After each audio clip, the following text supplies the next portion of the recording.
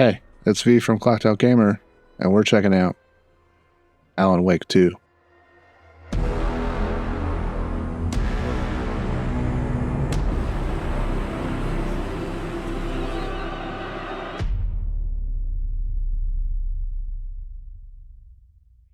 I mean, we all know what the Alan Wake series is about.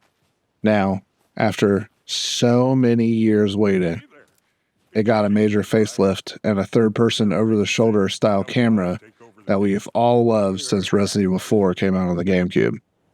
Anderson? You remember that console? I remember bugging my single, two-job having, supporting two sons, hard-working mom relentlessly to get me one when I was younger. And when she asked me the obvious and smart questions like, are there going to be any more games for this? You're not getting this for one game, right? I straight up lied to her face and proceeded to work harder to sell her on that console than I've ever worked on anything in my entire life. Ultimately, the joke was on her. I got 3 games for it. Okay. Weird, unnecessary tangent over. I want to say up front that I tried to play this on PC first, and let me tell you that it was an absolute disaster. But not as much of a disaster as the Epic Games support. Just kidding. It was equally as terrible. It's like a dumpster that was set on fire, was placed into a bigger dumpster with a bigger fire, and then that dumpster was hurled with the fury of 1,000 grizzly bears into the sun. But one thing feels... I know that this sentiment is as tired as an old person at bingo night, but one day the industry has to get to a point where it starts putting out actual finished working games day one, like how it used to be, right? I'm going to stop myself from going down that rabbit hole before I get way off track. After poring over alleged fixes, I would play the same sections over again and ended up repeating that process so many times that I blew right through the 2-hour return window. Casey. So now that I'm roughly $100 in the hole from buying this game twice, let's talk about my time with it on the Xbox. Going in solo. After some research, I saw that the Xbox and PlayStation versions of the game were far from perfect, but it was actually playable, with only some audio glitches and crashes. And yes, I also experienced both of those things. For example, as soon as the opening cinematic was finishing up, my audio dropped out completely.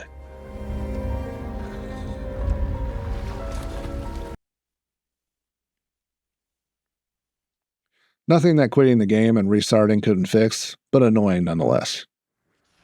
This happened a few times, along with a random crash when the game was transitioning from gameplay to cinematic and vice versa. However, when it was running smoothly, it was amazing.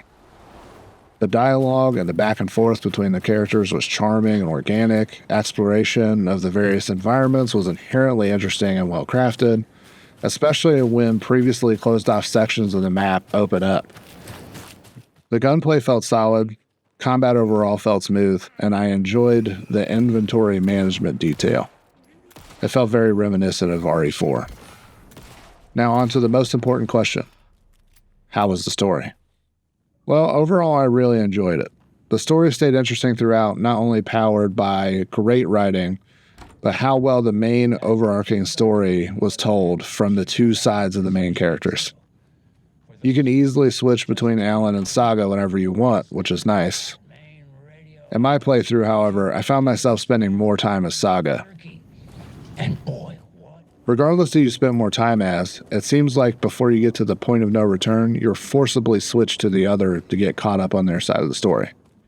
Spending time in the Mind Palace was never dull, given how satisfying it was to work out the ever-evolving case board and side cases. Speaking of the case board, though, this is where I ran into another visual glitch. I noticed that the text on the evidence is super crisp on the PC version of the game, but really blurry on the Xbox. Maybe it'll get fixed in a future patch.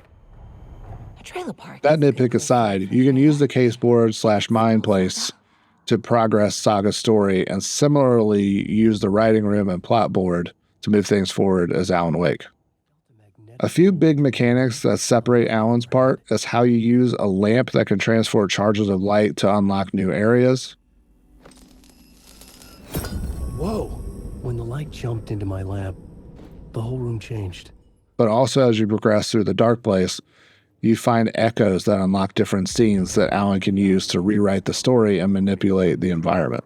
Murder cult. He'd gone missing, presumed dead. The cult was leaving me clues to follow, connecting the dots from one murder to the next, inviting me to draw an obscene picture on the city map. Caldera Street Station. The name made me think of the exit wound of a bullet. I had a flash of inspiration. The ghost of my fictional detective. A story thread I could use in my writing. I had changed the story. And with that, the dark place changed. The dark place reacted to my story. The way into the tunnels was no longer blocked. Even though there is only one true solution that opens up the way forward within the scenes available, I found myself going through every new angle unnecessarily because I just wanted to hear the corresponding dialogue and see how things changed. Speaking of the dark place, that shit is actually terrifying and jump scare central. More than a few times, my wife and I actually got freaked out by all the shifty shadow people, and I'll never not hear, "Wake, Alan, wake," and those menacing hushed tones.